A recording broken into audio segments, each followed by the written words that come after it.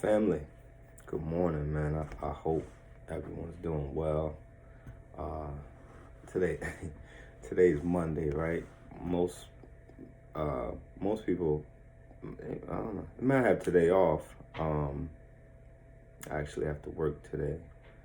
Generally, Monday is, people don't like Mondays because they have to get back to work, and it's usually, well, it can be difficult. Not that it always is, but it can be difficult to go from, maybe your weekend was with family or uh, partying, whatever it is you do. I don't know, but to get back to work, sometimes it can be a little difficult.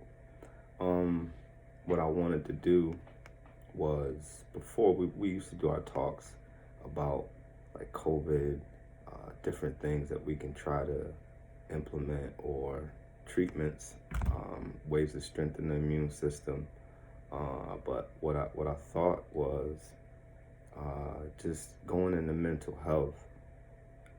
It's it's in it's inclusive of diet, but it's a different aspect of the same picture. So sometimes, if you look at a big picture, um, on a wall, there may be certain points that you focus on specifically. Now, there are other things in that picture, but you're focused on, what you see and what interests you in that picture. Um, so mental health has always been a part of, what we dealt with. But as far as the focus at the time, primarily it was just on nutrition. That's a lot of what I dealt with. So, but dealing with scripture, it's really the introduction to mental health. Let me see. Both of these books, you got Holy Quran, you got Bible, right? But both of these books are books on mental health, mental illness, mental disease, mental disorders. And, so you say, well, how is that possible? Why do you say that? Well, because the mind basically houses thoughts. The brain facilitates your thought process. The mind is the processing of information and response, reaction, thoughts, and it's basically how we understand, see, perceive the world and how we react to things. It gives way to our behavior, the way we see ourselves, the way we see others. And in scripture, you can see how people respond from certain situations. If you give well, not us, but in terms of God, if God gives a command, how did the people receive it? On us, let's just say our children, if we give them a certain instruction, hey, go clean your room, and they don't do it, one of the primary things you ask is, well, what, did you not hear me? Why did you, right?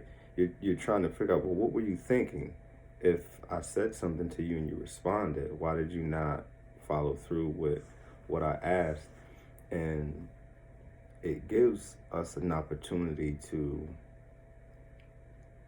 sort of, I want to use the word dissect the human being so that we can see why we do the things that we do. The reason why mental health, from my perspective, I think is so important is because, in the Nation of Islam, we understand that, thought precedes action. So before you do something, there's a thought that takes place, and then thoughts shape matter, which just means that what you think becomes not only, what you do, but the environment that you produce, what you're willing to accept in your environment. And this can have heavy consequences if someone's thought process or their mental condition is out of line, or they say, mental illness or mental disorders, right? Disorder means confusion, but the issue then becomes with the mind and the way thoughts work. Thoughts shape belief, and then belief then reinforces thoughts, and you start to, in your environment, you pull things towards you that either do the same things or people that think the same way, so their behaviors mimic yours, so that way it reinforces your belief in what you're doing is correct.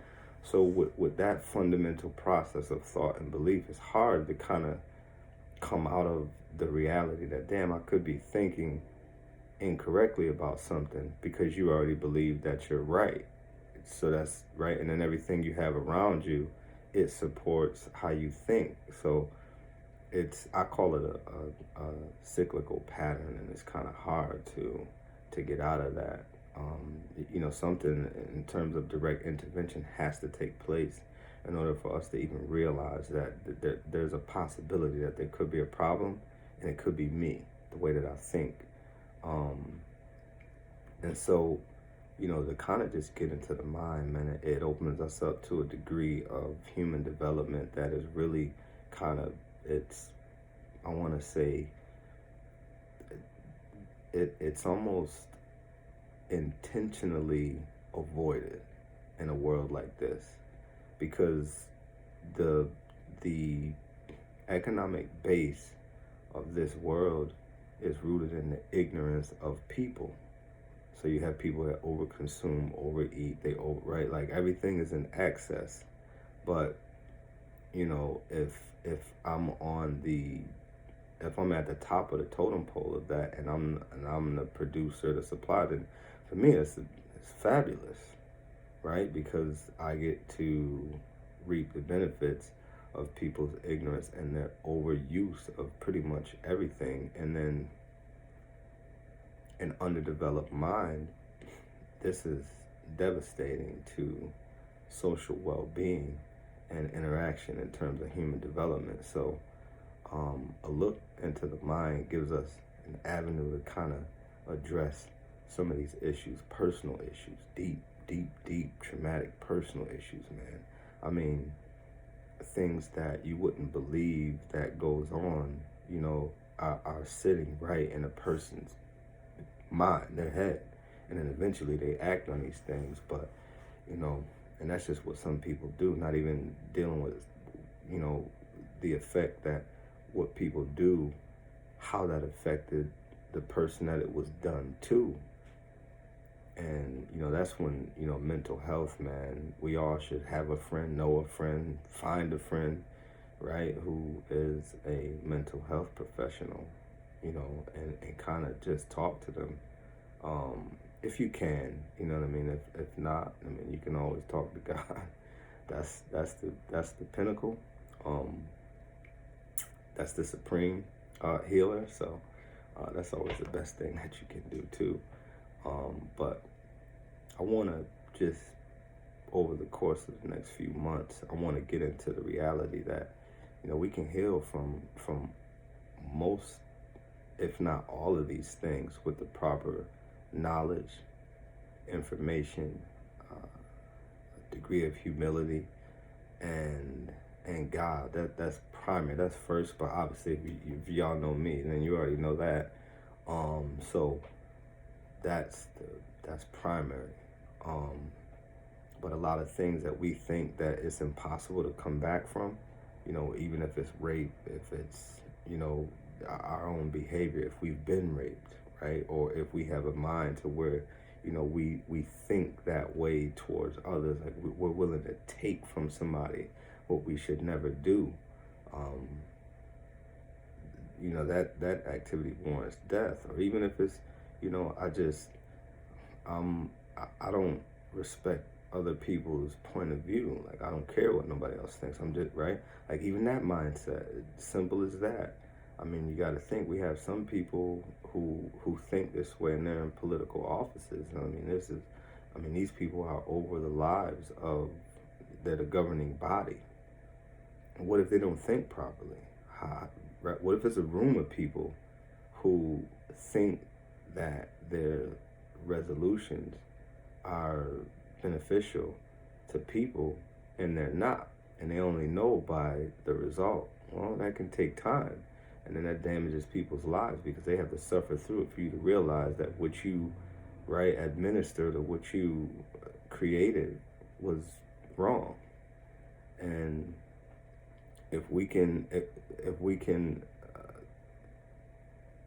agree that, you know, thoughts come before action, and if we can really get a handle on the way that we think, then everything that comes from us can be in the realm of, let's say, positivity, right? And what you can do, define the word positivity or positive, right? And look at the meaning, all of the different realities of the word positive. And sometimes, you know, we don't really understand words. We don't know the definition. We can use them in a sentence because we've heard them before and we know sort of the context that we can use it in, but the full meaning. So just look up the word positive, and it'll give you. I mean, that alone will open up your mind. If you don't know that it contained that much of a meaning, applicable meaning too. Meaning you can see how, you know, certain things in your life is this or that, because we know the opposite of positive is, in a certain context, is negative, right? And knowing the full definition, you can see how different things, you know, affect you, how you affect others by just being positive, but knowing what it means. So this is just introductory kind of video to this process. But if we can, just define the word positive. We'll discuss it more, but define the word positive, and you'll see how that definition, it'll open up your mind to the word, and then that can even change how you look at Mondays. Because Mondays are difficult. I mean, yesterday, at dinner with my children, I was kind of annoyed that I had to work because I usually don't work Mondays, and I'm like, damn, I have to go to work Monday. But then I'm thinking, and I'm like, what? I mean, I'm alive. What's there to complain about? Because I mean, ultimately, no one wants to not exist. So, like, I just had to change the way that I thought, and then that immediately changed my mood. And you know, I'm here, and we have this opportunity to talk to one another. So, be well, stay focused, stay sharp. Define the word positive, and when you define the word positive, just look at a few attributes or ways about yourself, and see how that applies to you. Because what we'll show over this course will show how it's in your nature. And if it's not in your nature, how you can align yourself to that behavior of positivity and connect to, you know, the original process to which God's objective was or is for human beings. And I think it'll open our eyes to a lot and hopefully facilitate better behavior. So I will talk with us soon again, and always, God bless. Love y'all. Peace.